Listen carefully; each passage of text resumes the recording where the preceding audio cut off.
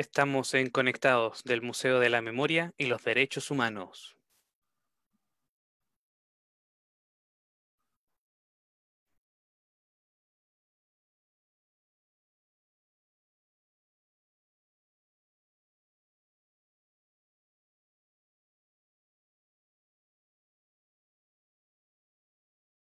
El audio.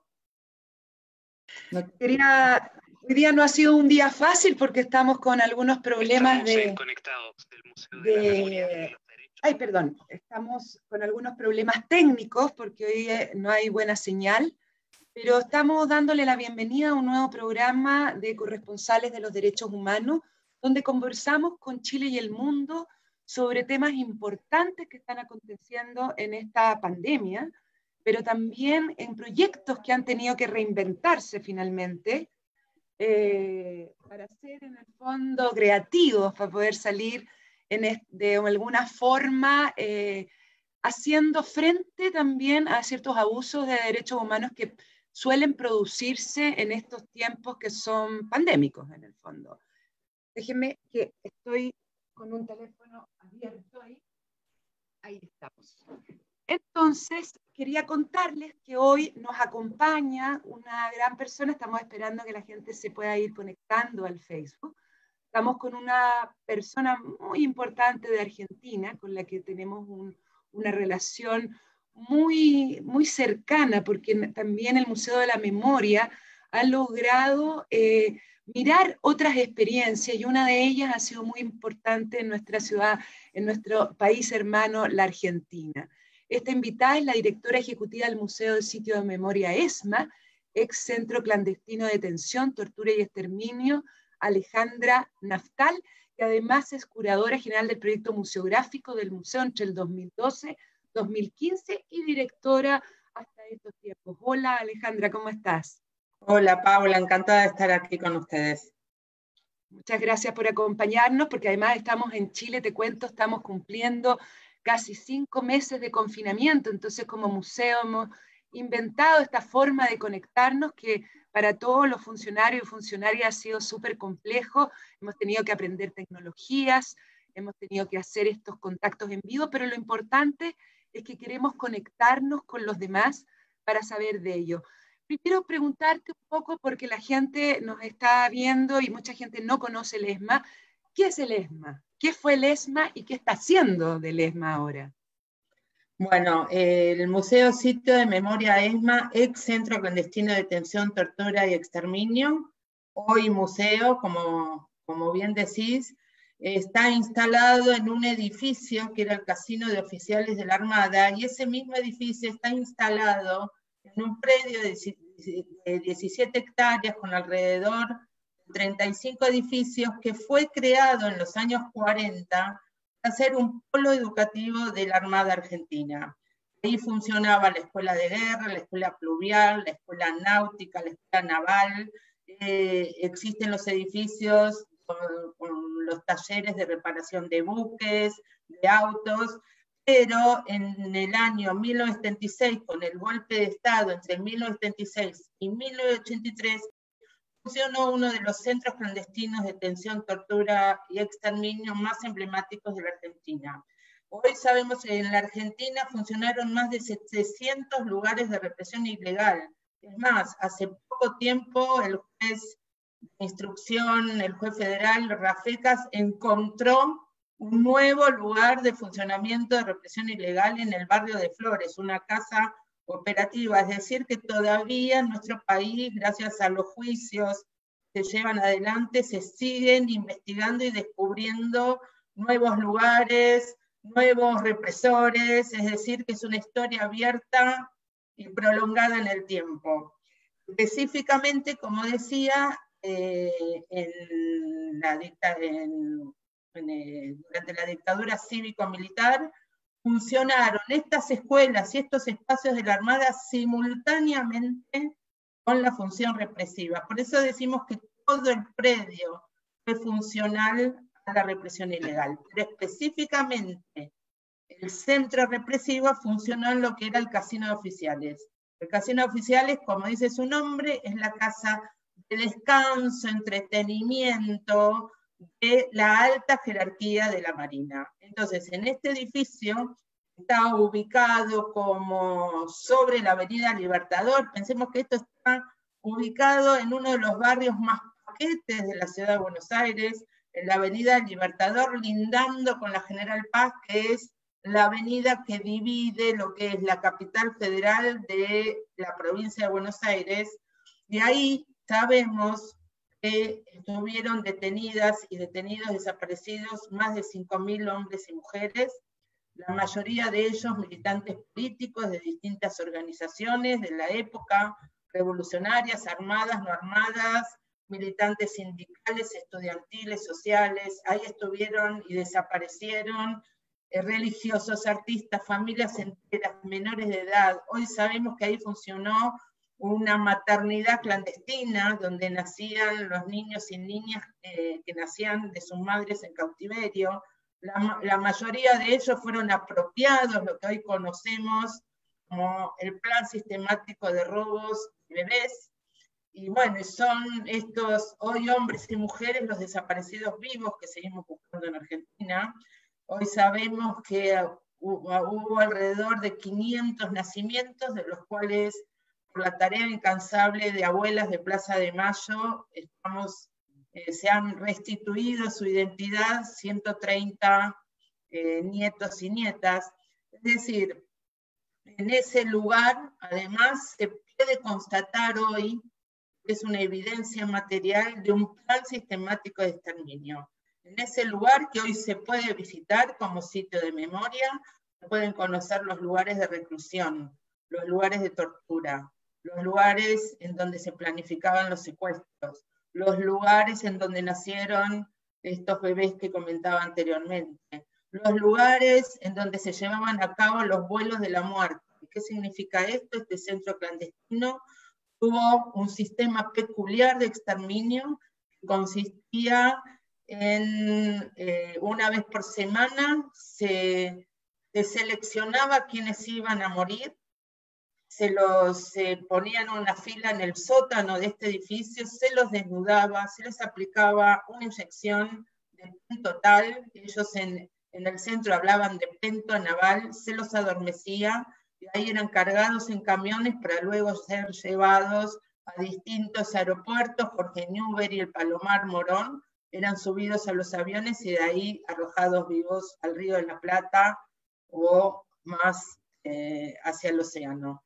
Es decir, este lugar hoy es evidencia material del terrorismo de Estado, hoy es un lugar, es prueba judicial en los juicios que se siguen llevando adelante en nuestro país por crímenes de lesa humanidad. En la ESMA específicamente ya vamos a comenzar ESMA 5, es decir, que todavía continuamos con juicios y obteniendo información, y también el museo es el lugar en donde tratamos de abordar con el visitante un diálogo intergeneracional, un lugar de reflexión. Yo digo siempre que este lugar queremos que sea cómodo para el incómodo e incómodo para el cómodo. Claro, es decir, tú hacías un para punto, que, porque estos sitios se transforman en museos finalmente, porque son de historias incómodas, como dices tú. Entonces, ¿por qué se transforman en museos finalmente? Mira, en el país hay muchas discusiones, digamos, en general, en todas partes del mundo hay muchas discusiones sobre la nomenclatura. Museo, sitio, espacio, lugar. La verdad que finalmente no importa discutir tanto en las palabras, sino en las acciones que uno lleva adelante. Nosotros decidimos poner museo, sitio de memoria, porque técnicamente para lo que son las nomenclaturas, las categorías del Comité Internacional de Museos, hablan de los museos de sitio donde se exhiben y se instalan muestras o recorridos pedagógicos en los lugares en donde ocurrieron los hechos.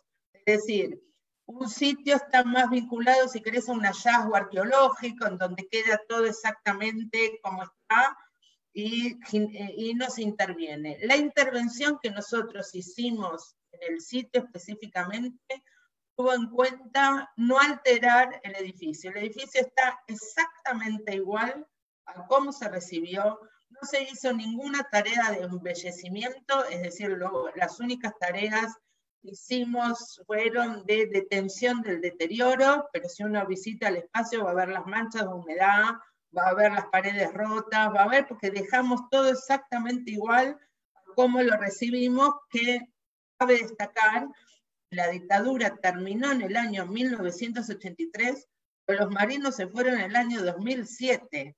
Es decir, durante un largo proceso de la democracia, los marinos estuvieron ahí y, por supuesto, hicieron cantidad de alteraciones y borramiento de huellas y de marcas vinculadas a lo que fue el centro clandestino. Pero el tiempo habla, la historia habla, y nosotros pudimos descubrir esas marcas. ¿Por qué? Porque yo siempre digo, la gran colección, nosotros tenemos dos grandes colecciones, el edificio y las voces de los sobrevivientes. Entonces, a través de esa articulación de los testimonios de los sobrevivientes, dado en los juicios, nosotros tomamos la decisión de solo exhibir los testimonios judiciales. Descartamos otro tipo de testimonios justamente porque esta es una institución pública del Estado argentino para todos y todas las argentinas, los convencidos, los no convencidos, los negacionistas, los no negacionistas, los que saben, los que no saben, los que creen, los que no creen. Entonces creíamos que la contundencia y la legitimidad de una voz en la justicia de repente no era la misma que el testimonio dado en un medio periodístico o en una entrevista académica. Vemos, sí, perdón. No, que yo te preguntaba una cosa que suele suceder un poco. Yo estuve averiguando sobre ti, tú también fuiste una víctima, creo que eres el caso 160, ¿no? Con 17 años de edad fuiste privada de libertad el 9 de mayo del 78 en tu domicilio y por un grupo armado que dependía operacionalmente del ejército argentino. Y después también quería contar, estamos hablando con Alejandra Naftal, eres museóloga, cursaste maestría en Imagen y Comunicación Institucional y Antropología Social, en el área de Memoria y Derechos Humanos fuiste coordinadora del Archivo Oral de la Memoria Abierta. En el fondo, has combinado en tu vida dos cosas, ¿no? Como esta experiencia de víctima, pero también te has formado en esta idea de los espacios. ¿Cómo has ido combinando estas dos cosas? Bueno, la vida te va llevando. Hoy ya casi a punto de cumplir 60 años, puedo decir, la vida me fue llevando porque tenía una intención clara de que tenía que convertir mi historia personal en una historia colectiva. Como vos decís, yo estuve detenida a los 17 años, no había terminado la secundaria, y cuando salí, creo que consciente o inconscientemente fui trabajando, estudiando para poder llegar a ser parte de este proyecto, porque no es que estudié museología después de intentos de otras carreras, educación, cine, estudié química en el exterior cuando me exilié, digamos que trabajé mucho en distintos ámbitos de la cultura y de la comunicación. Entonces creo que fue transformar una historia individual en algo positivo y en algo colectivo. Pero sí creo que no estoy acá por haber, digamos, cumpliendo esta función, por haber sido víctima. Sí creo en el proceso de consenso, porque el sitio de la memoria ESMA es el resultado, siempre digo, de más de 40 años de lucha del pueblo argentino, a través, sobre todo, del movimiento de derechos humanos, que nunca bajó los brazos en la exigencia de memoria, verdad y justicia. Y vos fijate, recién en el 2012 nos pusimos a trabajar en un proyecto, pero pudimos porque, yo siempre digo, porque hay justicia, digamos. Yo creo que en la Argentina el proceso con sus avances y retrocesos, pensemos, tuvimos el juicio de las juntas en el 85, después tuvimos un gran periodo de impunidad con las leyes de obediencia debida y punto final que no se pudieron realizar los juicios, los indultos, pero el movimiento de derechos humanos siguió teniendo juicios por la verdad, que son los juicios donde no se puede sentenciar, condenar, es el derecho a saber la verdad, los juicios internacionales. Y yo creo, y después en el año 2003, con la presidencia de Néstor Kirchner, y que manda al Congreso para que se deroguen las leyes de impunidad, las leyes de olvido, se reabren estas causas, y yo creo que si no hubiese existido todo este proceso previo, todavía estos espacios no tendrían la contundencia que tienen. Entonces, Alejandra, eso te quería tomar ahí un punto, porque en una de las entrevistas dijiste, sin consenso los lugares de memoria no sirven a nadie. ¿No crees que de repente se van desvaneciendo esos consensos? No, yo lo que creo es que la memoria es algo dinámica y que la visión que uno tiene desde el pasado se va interpelando desde el presente. No cambian los consensos, lo que cambia es el presente y la visión y la necesidad que tenemos de estos espacios. Yo creo que si hace 30 años el consenso hubiese ido en tal camino, hace 20 en otro. Lo que creo que los consensos hay que renovarlos permanentemente. El paso del tiempo hace que tengamos que reflexionar. Yo creo que no hay batallas ganadas, nunca, y que no hay certezas completas tampoco. La memoria justamente es la interpelación permanente del pasado. Entonces, mira, y uno cree, y mira lo que digo, porque uno cree que es el pasado que interpela el presente, como la visión de Walter Benjamin, ¿no? Cómo el pasado puede funcionar para iluminarnos el presente.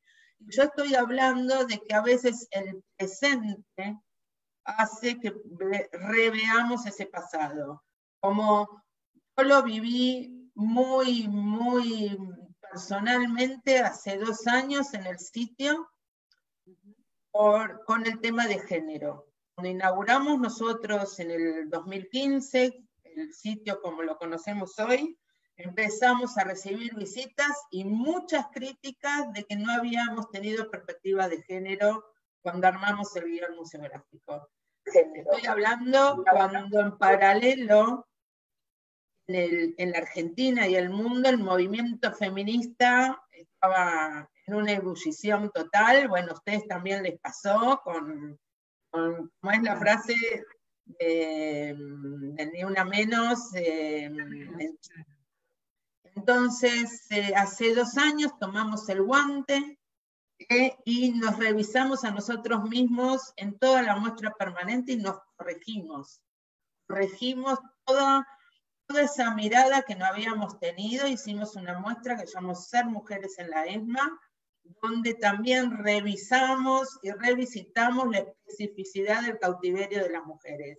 Y ahí realmente fue el presente que interpeló aquella mirada, porque hasta esas propias mujeres sobrevivientes de la ESMA pudieron repensarse a sí mismas en esa condición.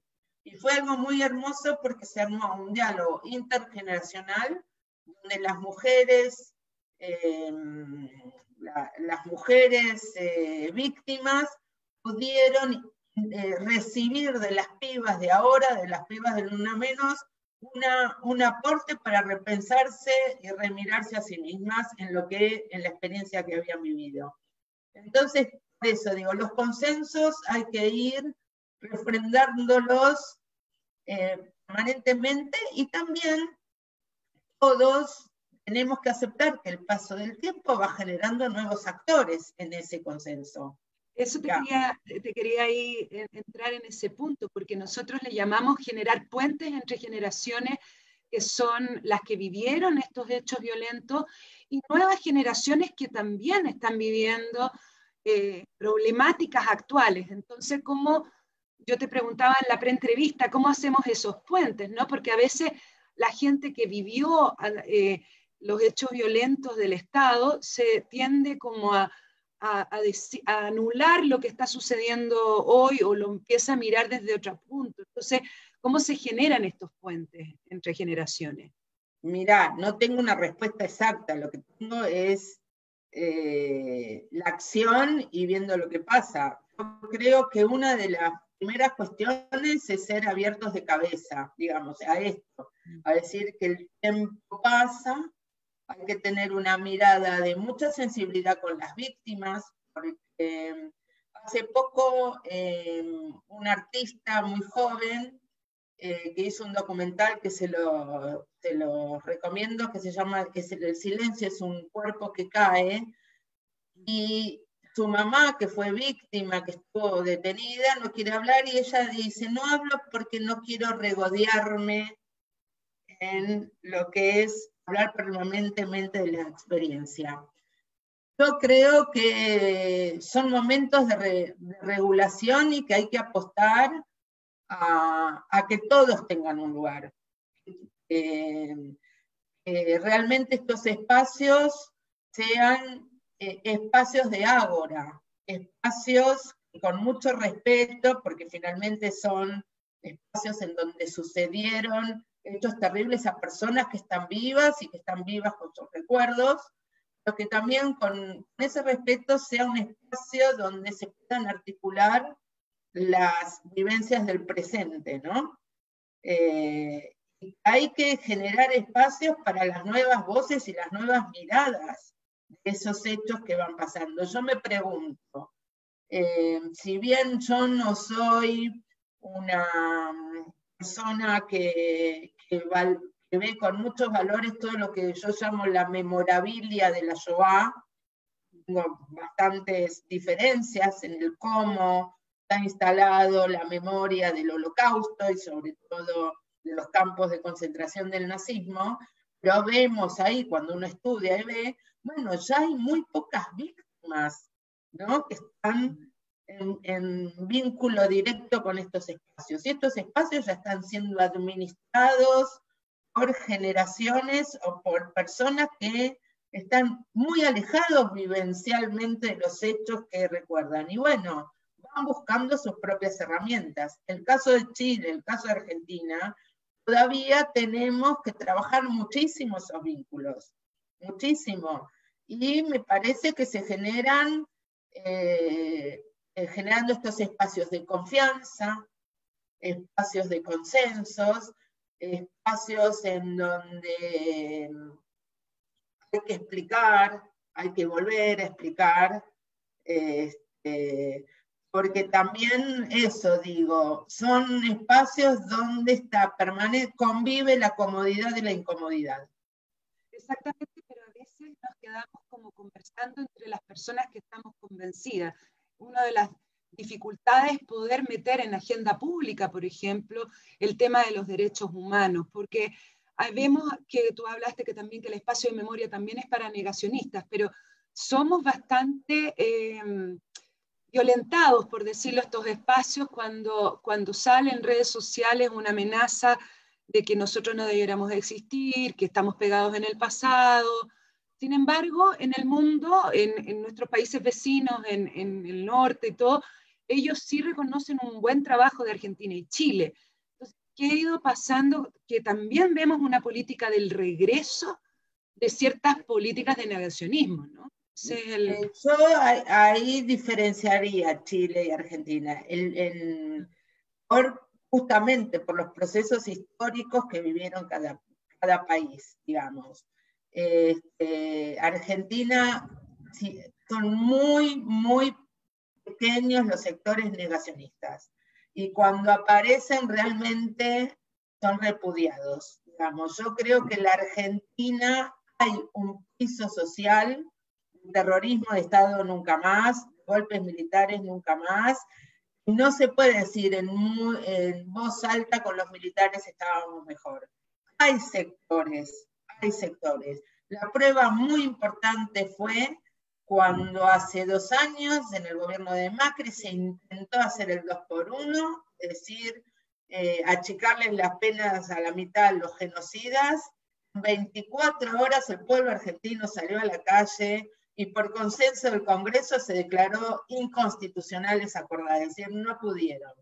Cuando un secretario de Cultura sale a cuestionar el número de los 30.000, finalmente el propio, quienes lo nombran, lo tienen que sacar del cargo. Es decir, insisto, no hay batallas ganadas, pero, y están nosotros, en los convencidos, en no perder esos espacios. Yo creo hoy en la Argentina, un acto político sin la presencia de una madre de Plaza de Mayo, falta, digamos, como que son, creo que en ese son sectores muy minoritarios los negacionistas. Pero mirá, hace poco hicimos una actividad con compañeros y compañeras de España, ¿no? Y vos fijate, España está en pañales en el reconocimiento y sectores muy importantes. ¿Para qué volver hacia atrás? ¿Para que demos vuelta a la página? ¿Para qué revolver el pasado? Pero todavía, y vos fijate, son nietos y bisnietos en España quienes están en esta búsqueda de la verdad de lo que sucedió con los crímenes del franquismo. Entonces, no sé, la verdad en Chile no sé qué tanta fuerza tienen los sectores, pero desde mi ignorancia y desde mi humildad, yo me emocioné muchísimo cuando en las protestas populares que hubo en Santiago de Chile, el Museo de la Memoria de Chile, un lugar en donde se cantó a Víctor Jara otra vez con toda la fuerza, digo. Y ver a jóvenes cantando canciones, a mí me emocionó enormemente. Ahí dije, ahí hubo un puente generacional, o estoy equivocada, a lo mejor... Hubo un puente, lo que pasa es que a lo mejor nosotros somos un poco, lo que pasó el 18 de octubre cambió un poco la situación, y nos pudimos dar cuenta que también habíamos sentido un cierto retroceso en las políticas del nunca más. Entonces, nos ha preocupado preguntar cómo otros países han logrado establecer cambios sociales en políticas públicas. Que nosotros como museo existamos es una gran cosa, pero cómo seguimos también en dar garantías de la no repetición. El 18 de octubre nos asustamos, porque hubo mucha violación de derechos humanos ahí, in situ. Incluso sistemáticamente hubo ahí de conocer si o no eran sistemáticos. Entonces hay un replanteo de cómo estamos haciendo estas políticas públicas, cómo un museo entra en este contexto. Entonces, a ustedes les podría pasar, a lo mejor, como tú dices, que hay un tejido social mucho más... Nosotros lo que nos pasó, por ejemplo, el sitio de memoria ESMA, el Museo de Sitio ESMA, se inaugura bajo la presidencia de Cristina Fernández de Kirchner con un Estado donde tiene una voluntad de defensa y promoción de los derechos humanos y por la memoria, la verdad y justicia explícita. Es decir, en los gobiernos de Néstor y Cristina, el tema de los derechos humanos era agenda en la política pública. Cuando gana el gobierno de Macri, no tienen su agenda el tema de los derechos humanos, y es más, hay grandes retrocesos. Sin embargo, obviamente con desfinanciamiento, con falta de políticas públicas, la ESMA resistió. Nosotros pudimos seguir, no se cambiaron los contenidos, no hubo intervención. ¿Por qué? Primero porque fue el resultado de un consenso, digamos, y ese propio consenso fue el que sostuvo, aunque no haya voluntad política, el lugar siguió siendo el lugar de promoción, defensa de los derechos humanos. Y bueno, ahora, por ejemplo, estamos contentos porque estamos de nuevo con el secretario de Derechos Humanos actualmente de la Nación, es un compañero, es un nieto restituido, es un tipo sensible, y el presidente de la Nación, Alberto Fernández, dijo en el discurso de apertura de las sesiones que los derechos humanos son la columna vertebral de su gobierno. ¿Se entiende? Entonces, ahí, así es mucho más fácil. Pero sin embargo, digamos, a lo que voy es lo que te quería decir, que muchas veces, Paula, también se le pide mucho a nuestros espacios. Conversamos en la reunión, sí. Cuando yo estuve en todo el proceso de búsqueda de consenso, estuve en muchas reuniones, yo habré presentado el proyecto 200 veces, y lo presenté a madres, abuelos, ¿sí? Escuchando qué es lo que esperaba cada uno de este espacio.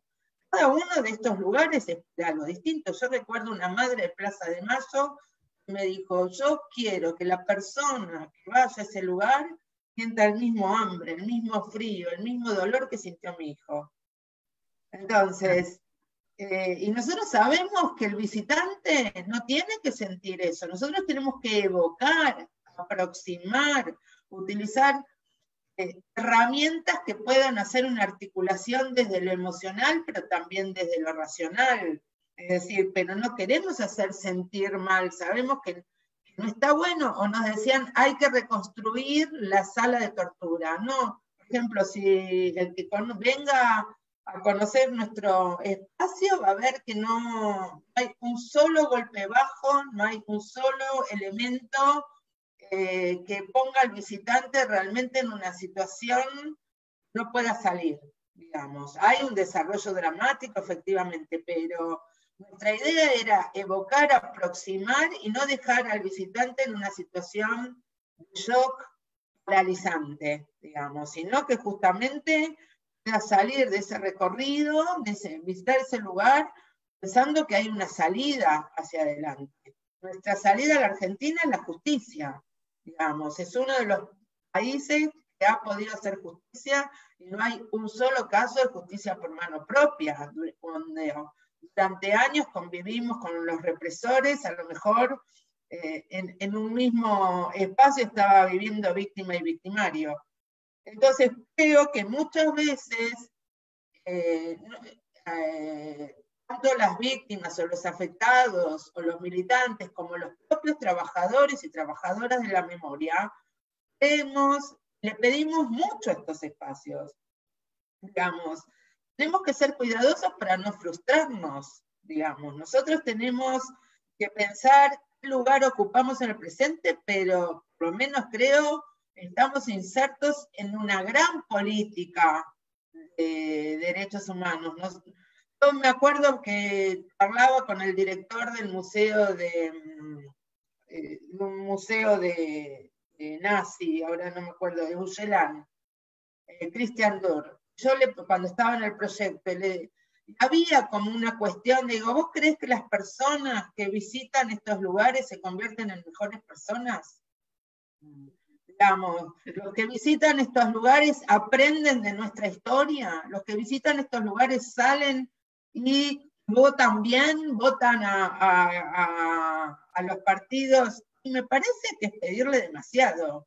Yo creo más en la idea de que las personas que vienen a estos lugares, en algún momento de su vida, cuando tengan que tomar algún tipo de decisión, algún sonido, alguna palabra, alguna imagen, alguna sensación, lo puedan incorporar de lo que han visitado, visto o escuchado, les resuene en su existencia. ¿Me explico? Digamos, con eso creo que es misión cumplida. Sí, exactamente. Nosotros tenemos, los que trabajamos en estos museos, siempre una sensación de convertirnos como en agenda pública, ¿no? En marcar, porque vemos violaciones a los derechos humanos que creemos que podríamos haber evitado si todos hubiésemos entendido y nos hubiésemos educado en esta forma del nunca más. Pero tienes razón, o sea, son espacios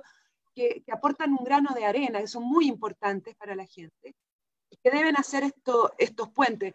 Ahora estamos terminando esta entrevista y te queremos agradecer, Alejandra. No sé si tú quieres decirnos algo especial en estos tiempos de pandemia, cómo ustedes se han reinventado para poder apoyar también en eso y hacer y la verdad que fue un desafío porque justamente la misión nuestra es que la gente venga a atravesar con el cuerpo, porque lo que nosotros le ofrecemos al visitante es conocer un espacio en donde sucedieron hechos dramáticos, lo venga a atravesar con el cuerpo. Nosotros lo que le ofrecemos a quienes vienen es una experiencia vital. Siempre decíamos, bueno, mucha gente dice, yo pensé que sabía todo, porque la información dura, lo que sucedió está en un libro, está en una película, está en la escuela, está en la universidad, pero la experiencia de recorrer estos espacios y escuchar, aquí sucedió, aquí nacieron los chicos, aquí se torturó, en este lugar se planificaron los secuestros, en este lugar era la oficina del genocida, digamos, uno atraviesa, bueno, eso ahora no lo podemos hacer y tendremos que ver cómo lo hacemos, porque nosotros hemos tenido grupos de hasta 100 chicos y chicas recorriendo este espacio simultáneamente.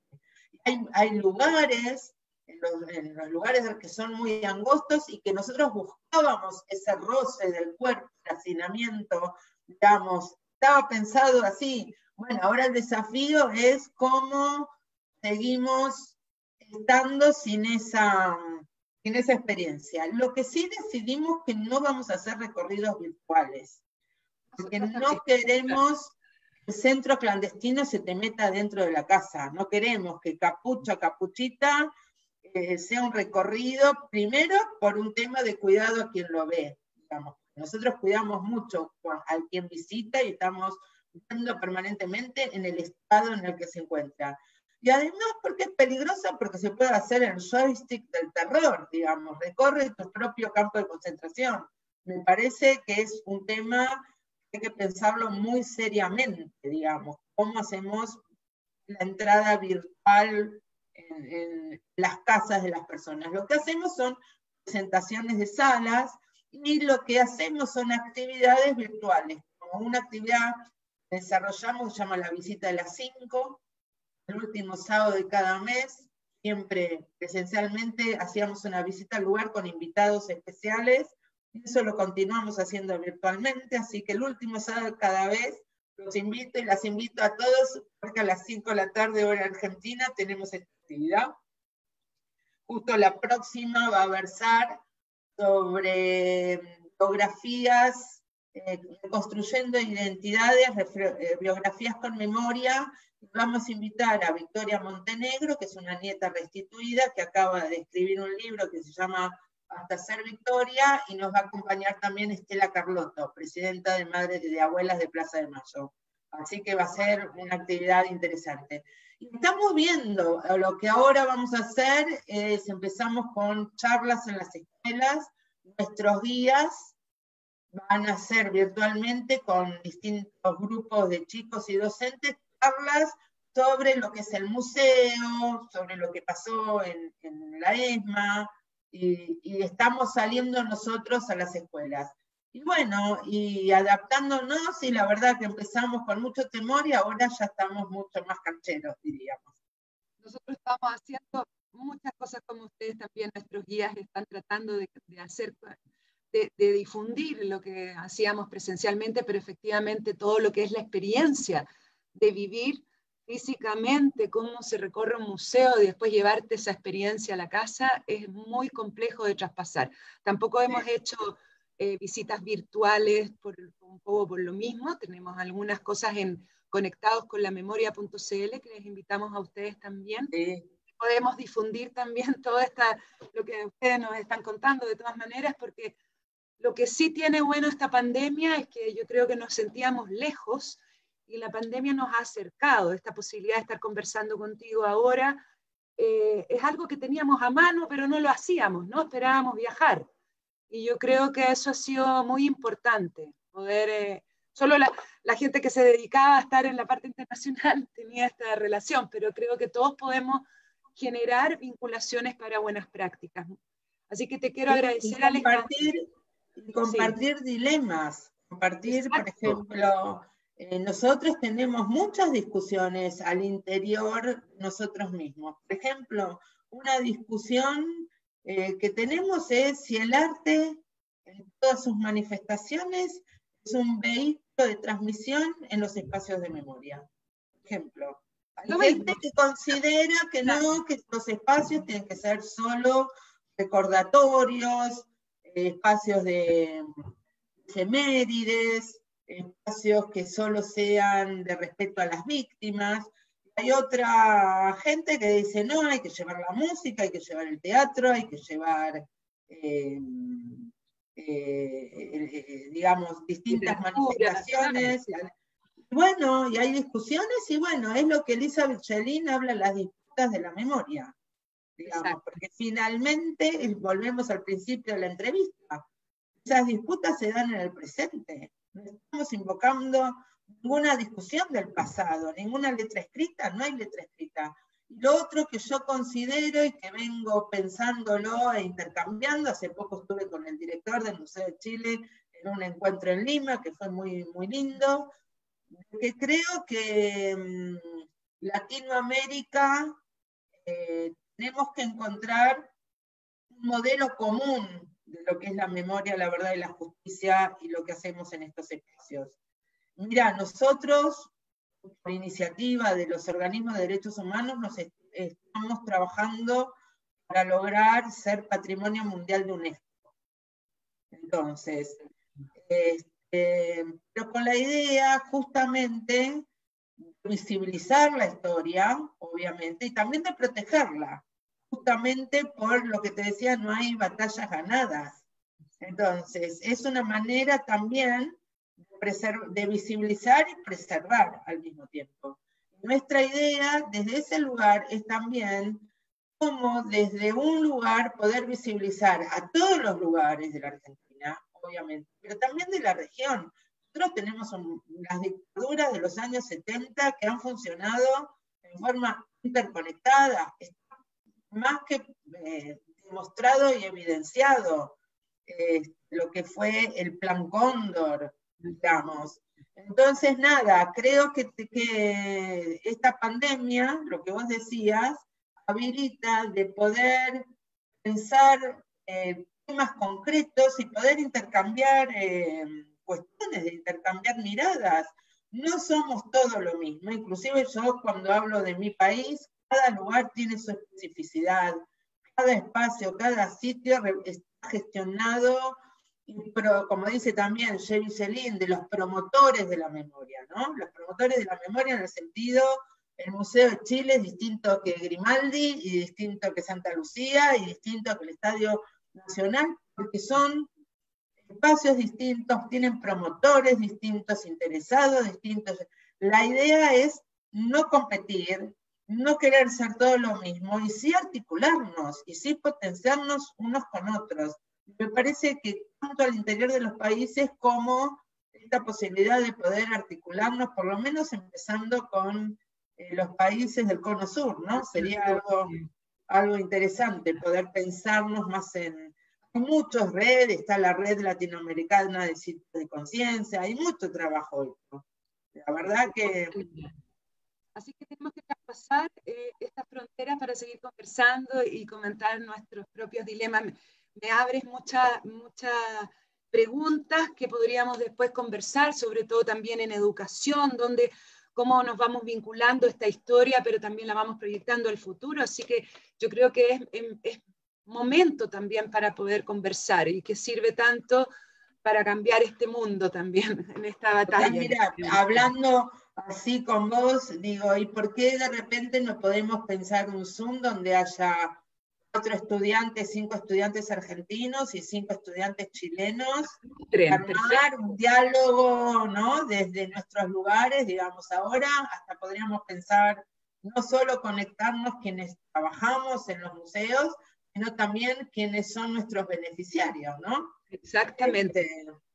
Nosotros estamos cumpliendo 10 años también como Museo de la Memoria y también hay muchas preguntas, ¿no? ¿Qué es lo que se hizo un trabajo arduo en estos 10 años, pero también tenemos que tener un proyecto de futuro? Entonces estamos justo en un momento de inflexión donde necesitamos mucho conversar con personas que han vivido estas preguntas, que han ido pasando estas barreras. Así que muchas gracias, Alejandra. Y gracias a ustedes y sigamos compartiendo nuestros desafíos, también nuestras certezas, porque en algunas cosas, yo insisto, yo cuando vi lo que pasó con el museo en las protestas, creo que fue muy revitalizador.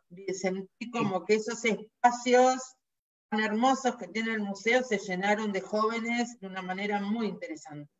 Sí. Muchas gracias entonces y a todos ustedes. Muchas gracias por acompañarnos y nos vemos la próxima semana con otra invitada que se van convirtiendo, invitada e invitado, que se van convirtiendo en nuestros corresponsales de los derechos humanos, que no es más que mostrarles a ustedes en línea esta red que estamos trabajando todos juntos para poder mantener la memoria y el resguardo de los derechos humanos en este mundo entero. Gracias, Alejandra. Chao. Gracias a ustedes.